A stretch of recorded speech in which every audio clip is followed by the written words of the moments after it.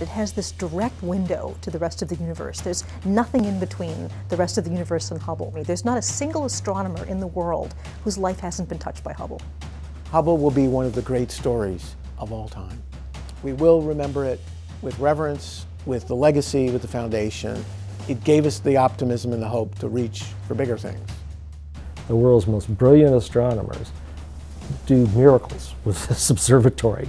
And it just keeps going on and on and on, and my jaw keeps dropping lower and lower with each new discovery. Scientists around the world, together with science enthusiasts, the public, science supporters, came together to see here's an opportunity where if we put our wits together and our support together, we could build a platform that opens new eyes to the universe. Let's go for it.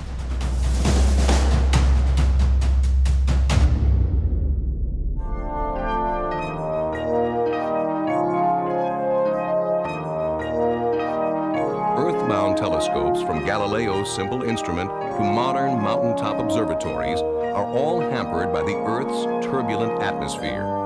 The best place for an observatory is in the heavens. Now the space shuttle, created by NASA, America's space agency, has the ability to put one there. The periodic revisit of the shuttle will allow for the replacement of components and routine maintenance. This ability to service the telescope through human care will extend its lifespan up to 20 years.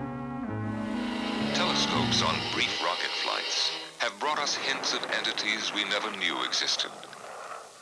And balloon flights have lifted telescopes 8 miles into the air to take some of the clearest photographs of the sun ever obtained. Another group of astronomers told a recent meeting of the American Rocket Society in San Diego, California, that they are designing a satellite that will carry a bank of telescopes into an orbit 500 miles or 800 kilometers high. By thus sending a telescope up above the Earth's atmosphere, they hope to pierce a blanketing ocean of air that has, for the most part, obscured man's detailed view of the universe.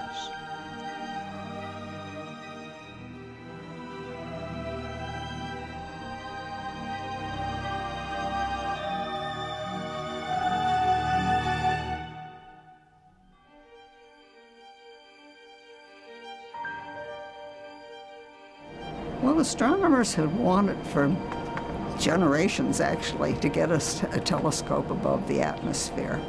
The first reference I'm aware of is back in 1925, that it was suggested that we needed a telescope in space.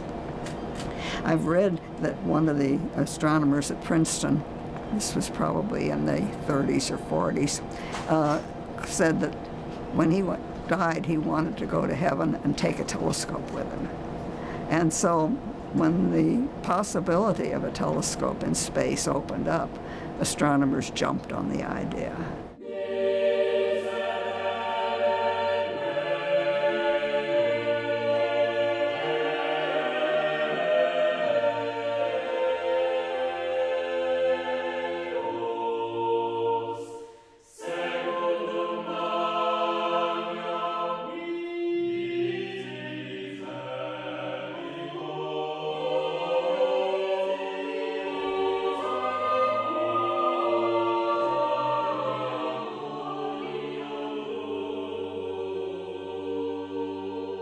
I certainly remember the very first time I went into the enormous clean room where Hubble was being built. I mean, it's 90 feet tall and 120 feet long, and hyper clean air.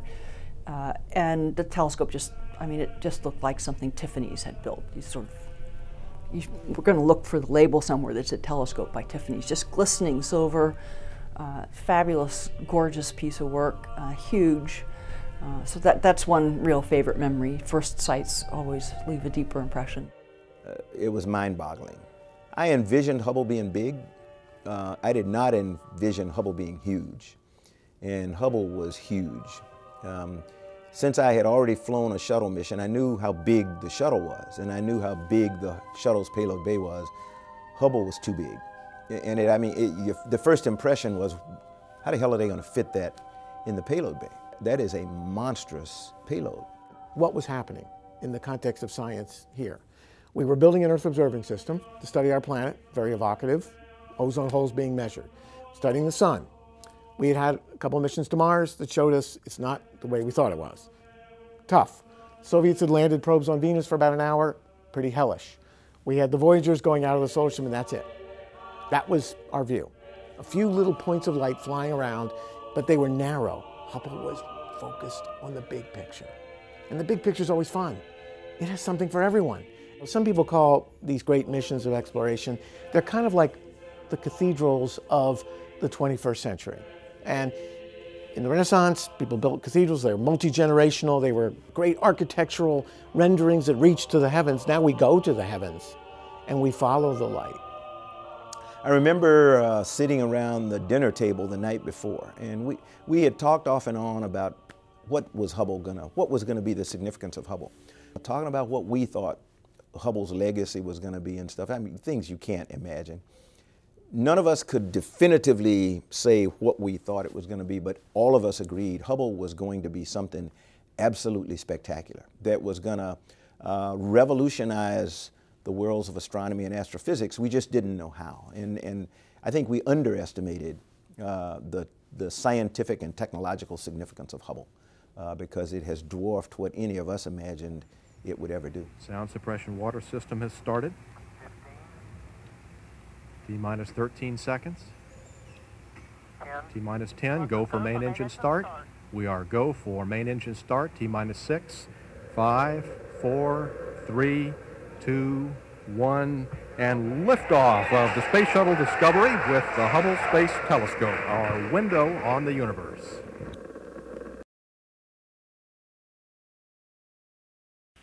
Discovery Houston, just wanted to let you know that the ground is currently configured for HST main bus activation. So we're ready when you are. And Houston Discovery, the transferred internal power complete. The umbilical is dead faced, and we'll be standing by for your go for umbilical release. Roger, Discovery. Discovery, your go for umbilical disconnect.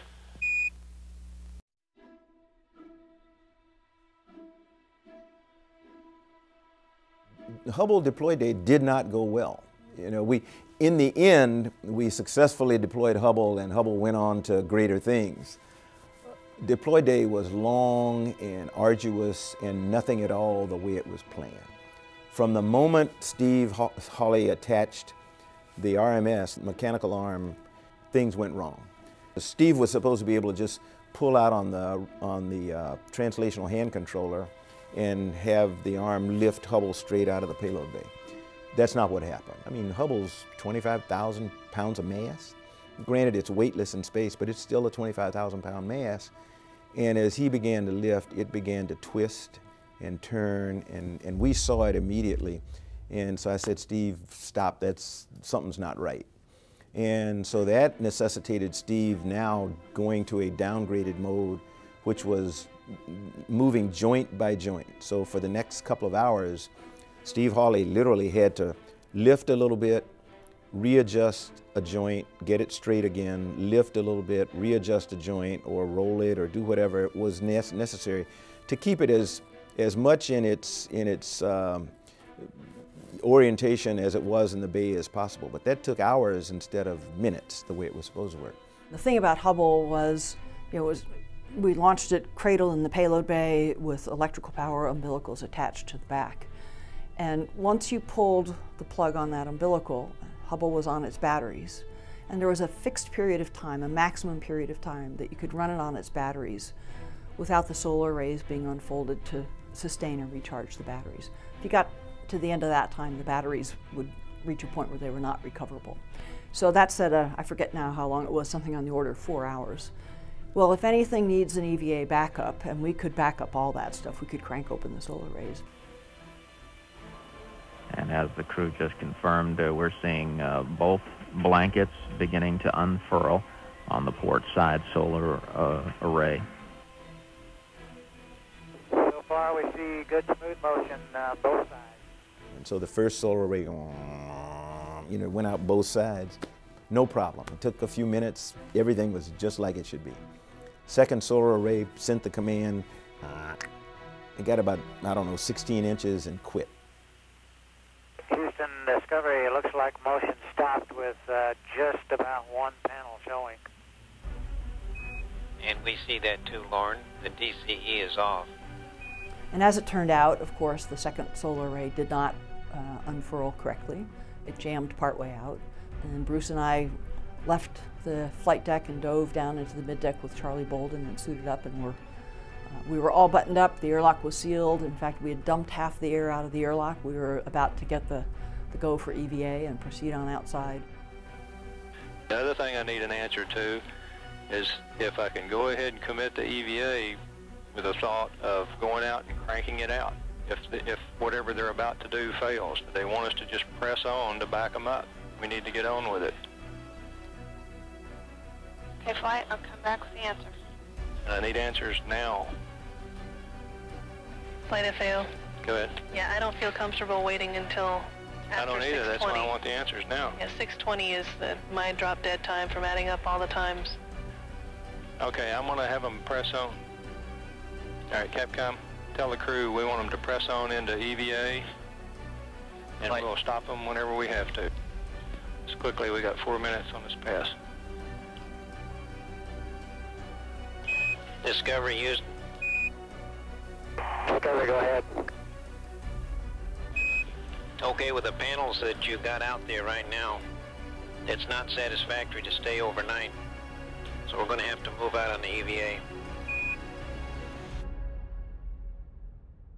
I was scared. I had never suited anybody who was going to go out in space. And I knew that if I missed something, if I missed a glove, you know, if I didn't get it fastened right, or something on the helmet, they were going to die. And it was going to be my fault. So even though this guy's come out of combat and all other kinds of stuff, I was scared because I had never done this before. And so I knew my crew members were dependent on me. And we were getting ready to let them open the outer hatch when the ground said, hey, stop. And we said, oh, okay. They said, we got an idea. We think there may be some problem with the tension monitoring software. We've got the DCE back on. We're going to disable the tension monitoring and resend the procs to deploy the -SDM. Okay, hit it. And the irony, this is the day of ironies. Early in the morning when the solar array first stopped, Bruce came up with this crazy, Bruce McCandless said, I don't think there's anything mechanically wrong. I think it's the tension monitoring module. And we all looked at Bruce and went, the what? Everybody but Kathy. Kathy had heard of the tension monitoring module. And so Bruce said, it's this software module that we put in to protect the solar array. And in case we got a mechanical jam or something, we didn't want to rip it and destroy the telescope. So we have the software module that would stop it until we could diagnose the problem and then correct it and then let it go out. This young man down here at Goddard, and I say young man because as I understand it, he was a very young flight controller, on console said, hey, I don't think we've got a mechanical problem. I really think it's the tension monitoring module. And if you give me permission, I can no-op the tension monitoring module. I can turn it off. You know, I'll make the 1 a 0, and I think everything will be okay. So between Houston and Goddard, and I think Bristol, England, and everywhere else in the world that had anything to do with Hubble, they mashed on this thing for hours, and they said, okay, try to deploy it again, and hit the deploy switch, and solar array went out. It's fully deployed. The micro switches confirm it. Okay. And for Bruce and Kathy, we'd like you to stop the airlock depress at 5, please. Rendezvous. We're go. Fido. Go. Eagle. Go. Ecom. Go. Inco. We're go. FAO. Go. Max. Go. PRS. Go flight. EVA. We're go. Sergeant, you're still go? Go. Capcom, we have a go for release. Discovery. Go for Hubble release. Okay, we have a go for release, and we're going to be a minute late. Okay, Charlie. And all Steve had to do was pull a trigger that opened the grapples that held the grapple fixture. And it was, I mean, it was breathtaking, and it was beautiful as it got farther and farther away. But it never went out of sight because it was so bright and shiny. So the irony of all of this is that after 5 years working together on the Hubble telescope, longer than any other person on the crew had worked on the Hubble telescope, the view that Bruce and I had at the time that Hubble was deployed was the blank white wall of the inside of the airlock. Never saw it. Kathy has never forgiven me. She blames me for leaving her in the airlock. So, I mean, you know, a couple hours later I go down there. They've got a lot of vacuum time, but no space time, no spacewalk time. And so I repressurize the airlock, get them out, put them back on the wall, get them unsuited and everything, and they're just, but we had a lot of images for them. Engineering things that have never been done sometimes have issues. Designing the preeminent viewpoint of the heavens, the Hubble Space Telescope, was not without, you know, sort of new inventions that were never done before. The first images from Hubble were frankly a little disappointing. They were not as sharp and crisp as we had hoped. It turns out that the mirrors had a slightly misshapen form. This special mirror, 2.4 meters of specially ground glass designed to capture the light of the universe back in time, you know, billions of years, had an aberration, the way my eyes have an aberration, and I wear glasses. And so there was an initial, oh my goodness, what can we do? This icon of exploration that took 50 years to think about to fly has a problem. And I'm positive that if we all had written down the 100 most likely problems with the Hubble Space Telescope, if everybody involved with Hubble had written down those top 100, not one of them would have listed the mirrors the wrong shape. We feel that we can characterize the problem, the spherical aberration problem, well enough that we can take advantage of an insurance policy that we haven't talked much about, and it hasn't been in the press much, and that is we started a long time ago to plan a maintenance program.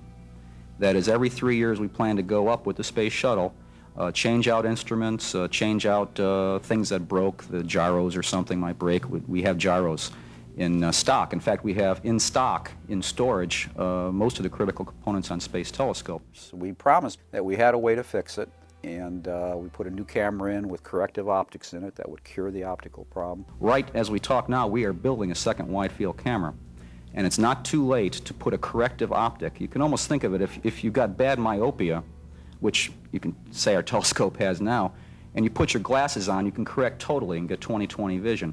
That's what we would do in the wide field camera, the second wide field camera. We would change one little mirror, relay mirror in there, take out the aberration that the primary mirror causes. That is, if it's a positive aberration, we put in a negative aberration and basically cancel it out. We feel the analysis is only preliminary, but we're pretty optimistic that we can take out all the aberration with the second wide field camera and get us back to the original specification. Nobody believed us, but we promised that we'd do it, and would do it by December '93. Let me conclude by saying HST was and is a difficult challenge for a tremendous payoff. Hubble became, it was in the press all the time with the problems. It was a billion-dollar mistake. People in the press called it a technological disaster, a national disgrace. Late-night comedy hosts were making jokes about Hubble. Well, have you been reading about the problems of the Hubble telescope? The Hubble Space Telescope? The Hubble telescope? The Hubble telescope is the Hubble telescope. Well, see, since there's no longer a Soviet threat, a lot of people feel we don't need the Star Wars defense system anymore. Hey, I think we should keep it, you know, if only to shoot down that Hubble spacecraft and put this thing out of its misery. Huh? Yeah. Oh, that's what I say.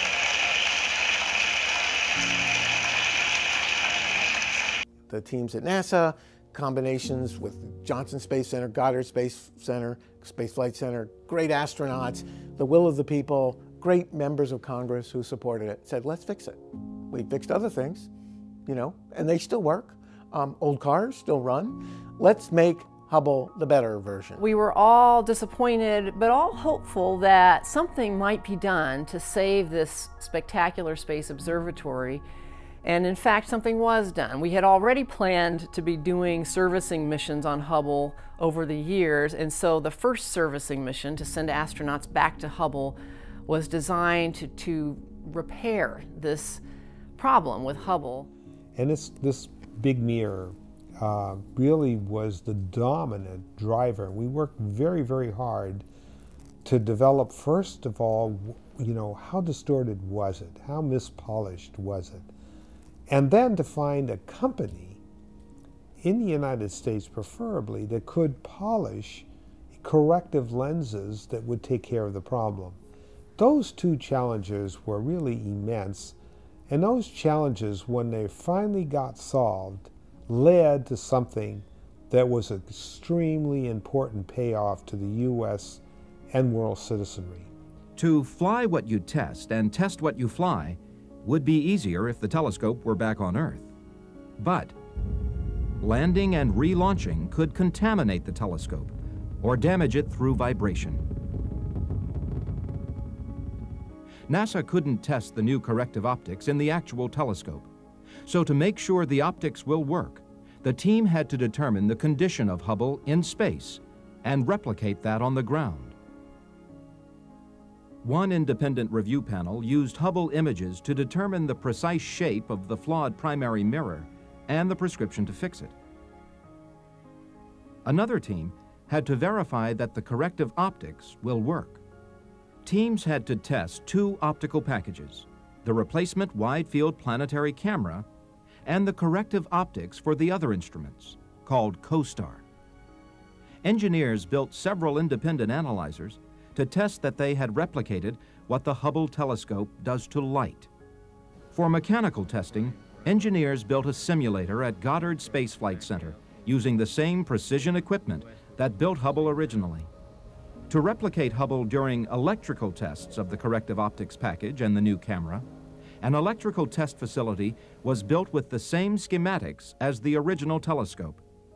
Hardware has been thoroughly tested on the ground. The Hubble servicing team is preparing for contingencies. But this mission is a first, so no one can predict everything that could happen. The real test will be in space. 5, 4, 3, 2, 1. And we have liftoff. Liftoff of the Space Shuttle Endeavour on an ambitious mission to service the Hubble Space Telescope.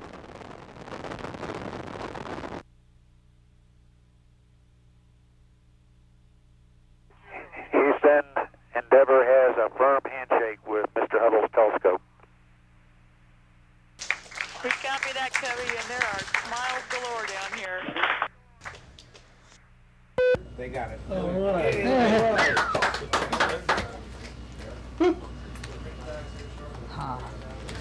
Fantastic. I forgot my glove.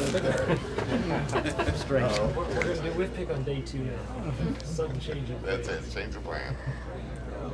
No, I think if the arrays are straight, we also have an equal chance that there is no such thing as spherical aberration. The universe is aberrated, and we're going to be correcting for it. Actually, also that.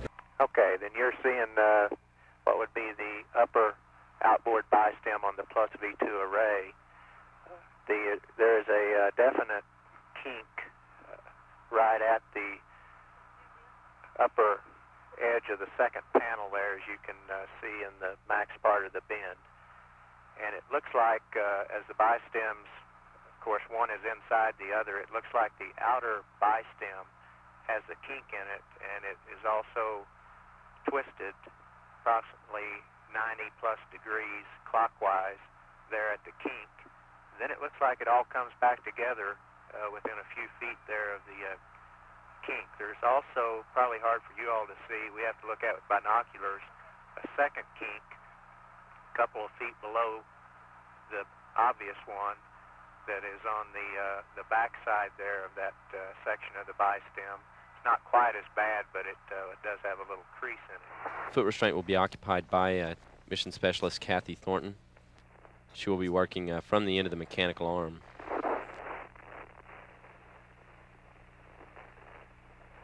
This television shows Thornton at the array to be jettisoned. Okay, KT. You ready? Yeah, I'm ready. Okay, they say you got to go for release. Expect 20 pulses on the RHC. Hey, no hands. And there's going to be 20 pulses on the RHC for a set burn. Okay. Almost like a burner, Tom. Look at it. Look how stable you left that.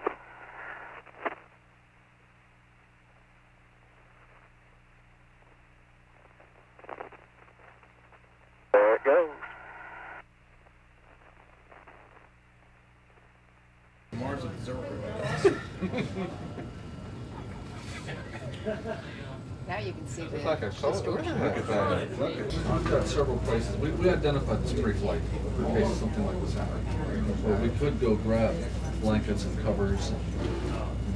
Maybe if we can have another EVA day like we did the first, and it looks like we're halfway there, we'll be well on our way to having a very, very successfully completed mission. In fact, I remember after the first day saying that if we could just have 2 more like today, we'd be sure of great science. So it looks great. The mirror, this is like the mirror in the wide field camera that's used to correct for the spherical aberration in Hubble. And it's done by putting the same error on this mirror that exists on the Hubble mirror, only with the opposite signs. So the result is that after having the optical image distorted by the primary mirror, the distortion is removed by this secondary mirror. And the result is that you get a good clear image at the end. I'm on it. Okay. All right, stop the arm. Stop the arm. Is the mirror clear? Yes, we're totally clear. We're ready to start in. Okay. Rod, let's come on in. Okay. Nobody really believed they could do all of this work, and they did it, and did it in fine fashion. You know, even with some problems along the way. So that brought Hubble back to life, and it kind of took away some of the criticism of NASA, because they had now demonstrated that they could do something that had never been done before. We had never serviced a telescope. So when people talk about the legacy of Hubble, I think among its greatest legacies will be helping humanity understand that, yeah, when things go to space, we can, in fact, it's not hopeless if there's something wrong. We can service them in many cases if we make some preparation to do that. Stop. Stop. Okay, here we come. I'm going to get the field. Turn it on, the light comes on. With the camera now installed, Claude Nicollier will reposition Jeff Hoffman so that he can now completely latch the new instrument into the telescope. Right now it's looking very, very good that we've accomplished all we needed to accomplish for the optical correction of HST. And that's good news for astronomy. And it's good news for NASA to get over this little episode in our history. And after 5 EVAs, spacewalks, the astronauts came home, and about 2 weeks later we took off the bandages from our eyes, and suddenly Hubble was fixed. It was totally fixed. Is it?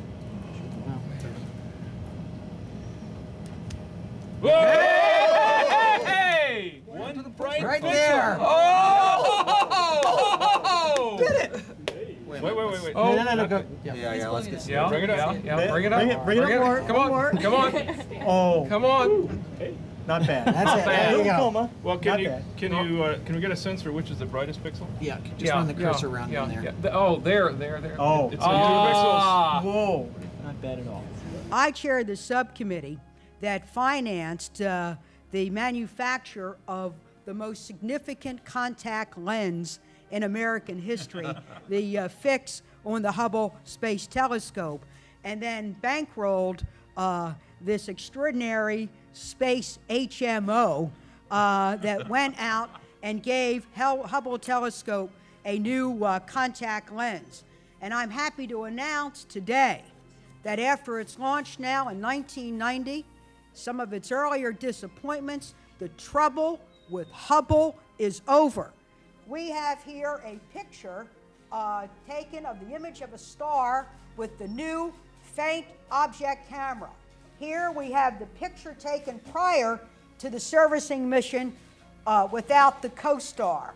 Over here on my left is the new picture taken of the same star configuration after co-star. This is the picture of the same galaxy, and then here is the picture taken of the same galaxy through the new wide-field planetary camera that was installed by our gallant and brave astronauts. The pictures are remarkable. The science that will come from the pictures are of historical significance. We will now, because of the Hubble fix, be able to do 21st century science that will enable us to look back on the universe. And this is only the beginning. 3, 2, 1. Ignition and liftoff. Discovery now on its way to service NASA's Hubble Space Telescope. The Hubble Space Telescope is a magnificent achievement because it involves so many aspects of expertise and support, everything from engineering, technology, cultural support, scientific motivation, political support.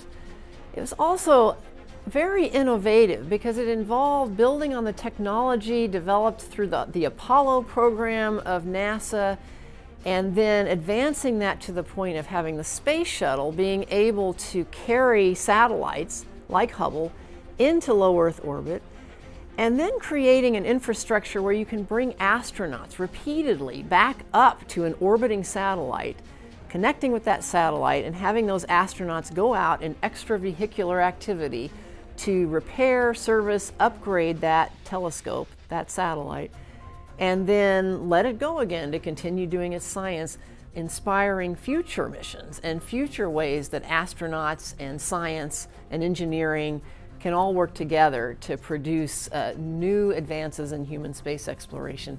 Hubble was pretty much the pioneer in this kind of sustained effort, and we should be grateful for it.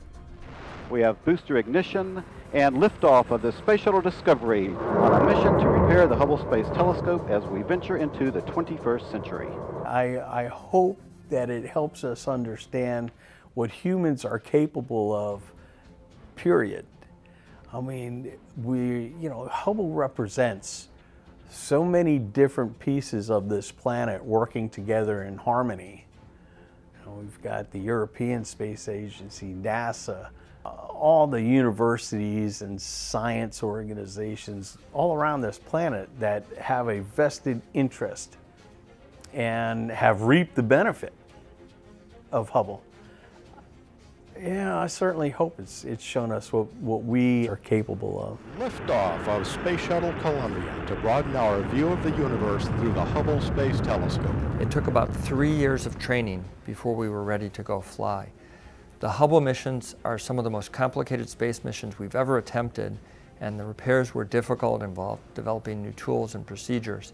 And so that's why it takes longer for a Hubble Space Telescope mission than it did, say, for a International Space Station assembly mission.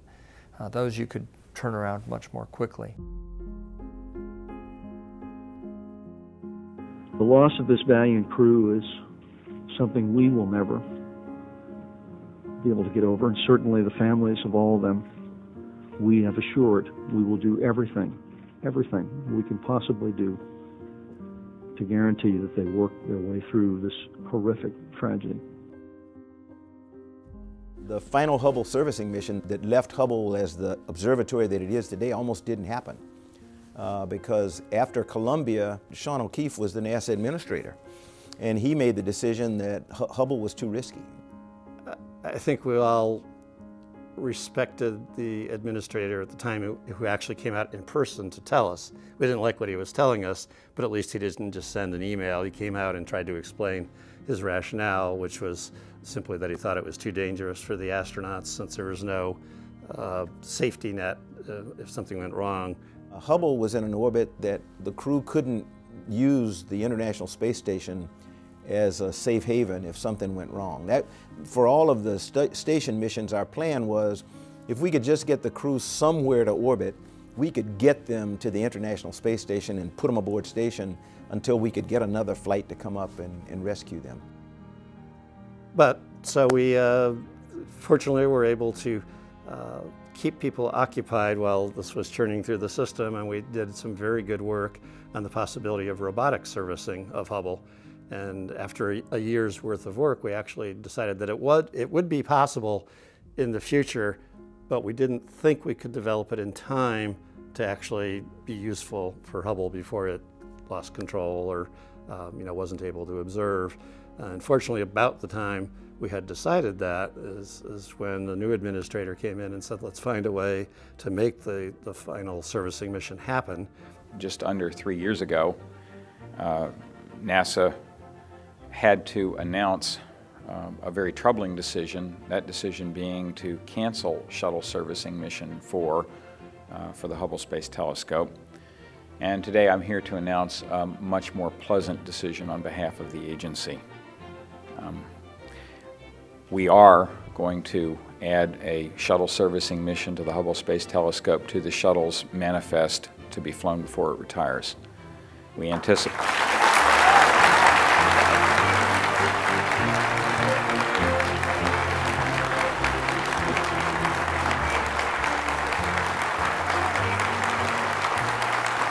The public response was probably as important, if not more so, than the professional astronomical community's response. I mean, both wanted to see Hubble service, both wanted to continue, but the public, in some ways, was our savior. I mean, they went and they talked to their Congress people, they wrote editorials for newspapers and everything, and there are a lot of people on the Earth, the youngsters, have never known a time without Hubble in the sky.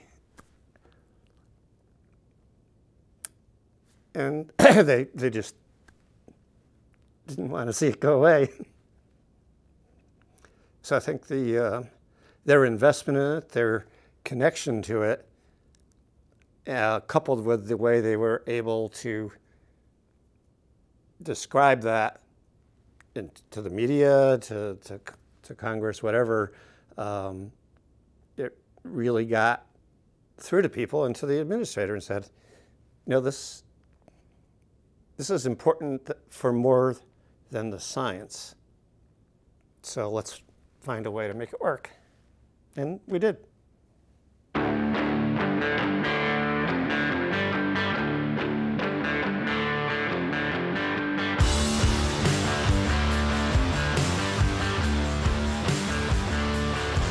Seven, 6, 5, 4, 3, 2, 1, and liftoff of Space Shuttle Atlantis. Final visit to enhance the vision of Hubble into the deepest grandeur of our universe.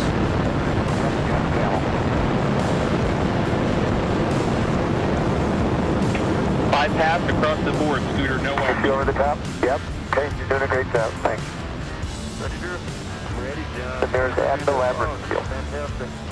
You want to increase the rate slightly? Increase rate, Megan. Copy, increasing the rate. John, could you get a diver to hold up the mirror? Sure. The mirror is just outside of the telescope. The mirror is 1 foot outside the telescope. Okay, increase rate, Megan.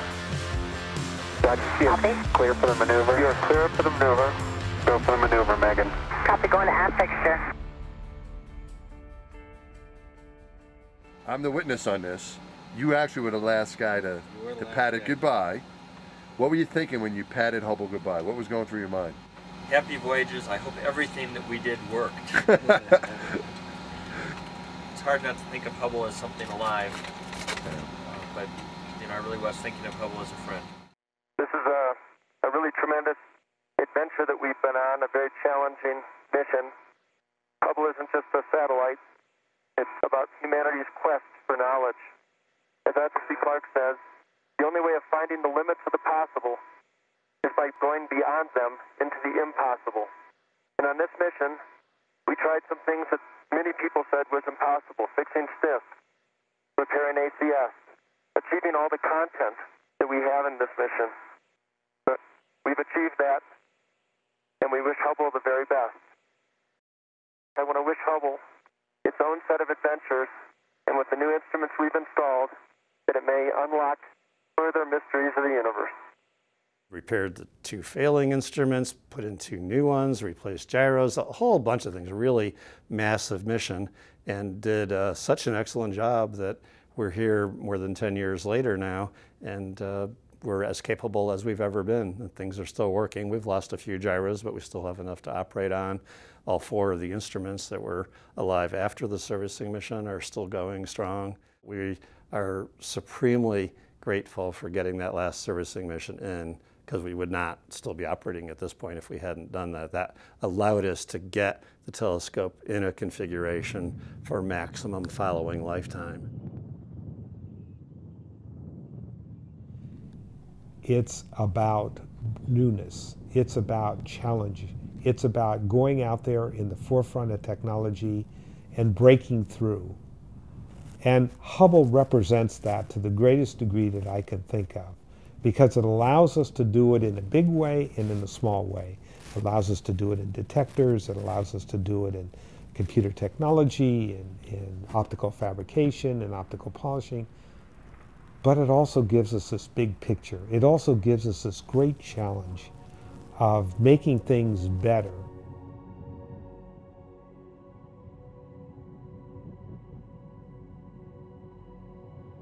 A lot of people say they feel very insignificant when they look at these images that show thousands of galaxies and tell us that there are hundreds of billions of galaxies beyond the Milky Way. And that's a certain understandable response. But I also feel a sense of gratitude and even significance myself. Now, these are philosophical issues, not science issues, right? But I feel a sense of significance that we as humans have developed or been granted the ability to develop instruments that enable us to see far beyond what the human eye alone could ever see, and to think about what it means, to think about how we on this planet relate to star systems far beyond our own. I think that's wonderful. It should make us all feel a sense of gratitude and humility, and also connectedness. You know, we're on different sides of a planet, but we're all connected as human beings on planet Earth as part of this magnificent universe. I think it should and does have a unifying effect for humanity, and I'm grateful for that. Imagination is great, but execution is everything. So, okay, we can imagine being able to see the cosmos, and that's great. And great astronomers, great thinkers, wrote the governing equations, they imagined it. But what did it take to be able to do it in a way that responds to what we learn in a way that allows us to go beyond just the framing questions, you know? And so the Hubble Space Telescope is the consummation of a masterpiece of engineering, because many of the things Hubble did and continues to do were miracles of engineering that did not exist before. Hubble expanded our horizons of thinking with an engineering solution to something that changed the way we viewed space. Space all of a sudden was beautiful. It wasn't just equations that say, well, there's something, event horizon like a black hole. Look at Hawking's work, and you know, and Einstein's, and you know, others. It's more than that. It's beautiful, it's elegant, it's populated. It's not just light from stars. It's connecting glue. It's the, you know, it's grand challenges. It connects other galaxies to suns, to planetary systems that we can indirectly sense. All that took a space telescope to do, and it had to be a good one. Hubble discovered things that are now fundamental in the astrophysics of our universe. Oh my God. But the millions of engineering solutions that let it work, it's, you know, they're beyond words. They're magic. I think that's why it was so transformative in space science. It brought space science to the people because it talked about all space. And it stared at key places in all space to tell us what could be. And that is brilliant. You know, space is a tapestry. It's a mosaicism of stuff. Some wish we can't see. Hubble saw a lot of it and showed us how to look at it differently. And that, I think, is its legacy. Humans are very good at kind of putting our hearts and souls into things that are made of just metal and wiring. I mean, think about perhaps the connection you might have to your car. You know, your car is something that is used by you every day, is touched by you. It may have a personality to you. It may feel very secure, or it may be very contentious. It's always breaking down. It's natural for us to sort of put ourselves out into the world in things that might not really be conscious, that are just machines. And when you hear the Hubble Space Telescope, you think of something, well, okay, it's a telescope. It's a big metal tube. We launched it up into space. It's very far away. They're seeing things that are very esoteric that I wouldn't understand. The thing I would ask you to do is just take a little time and look at some of these pictures, because if the artistic merit of what a giant cloud forming hundreds of stars looks like, even if you don't really understand what that is, start by just looking at these beautiful pictures and then start reading. We go through a lot of trouble. Our wonderful science writers are trying to describe what you're really seeing, the drama of it, the scale of it, and also the connection. You know, you're looking at a place where our sun, our solar system, and your body literally come from these places that Hubble's taking a picture of, these giant clouds, making every chemical element that there is in the universe. You are part of this story. And I know that can seem hard. Scientists can seem like very distant people, very different from the rest of the world, and we're completely not. You know, scientists are you. Scientists are your neighbors and your friends. And if you've ever asked a question, you know, or if you've ever looked up into the night sky with wonder, you know, you're one of us. You know, you get to be included along with the scientists. Hubble is to us a piece of machinery that we have put our hopes and our dreams and our PhD dissertations and our arguments and our frustrations into. And 30 years on, you know, this one metal cylinder up in space carries the souls of tens of thousands of people. And, you know, that's something that it's a wonderful part of being human. What we touch begins to carry part of our humanity with it.